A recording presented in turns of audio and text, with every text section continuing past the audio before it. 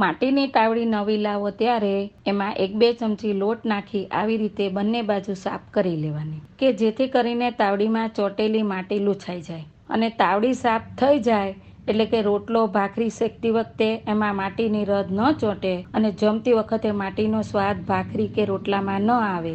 નોંધ: માટીની તાવડીને ક્યારેય પાણીથી ધોવી નહીં. ભાખરી, રોટલી, રોટલો બની જાય પછી તાવડીને એકદમ ઠંડી થવા દેવાની અને પછી સૂકા કપડાથી લૂછીને વ્યવસ્થિત જગ્યાએ જ્યાં તાવડીને અથડાટ ન લાગે અને તૂટી ન જાય એ રીતે મૂકી શકો. તાવડી માટીની હોય અને એમાં ભાખરી, રોટલા સારા બને. પછી તાવડી આપણને બહુ જ ગમી જાય. પછી ઉતાવળે કામ કરતા કરતા તાવડી તૂટી ગઈ તો એમાંય જીવ બળે અને નવી તાવડીમાં રોટલો બનાવીએ તો એકાદ વાર તો જૂની તાવડી યાદ આવી જ જાય. એટલે તાવડી મૂકતી વખતે અને લેતી વખતે સાચવીને મૂકવી.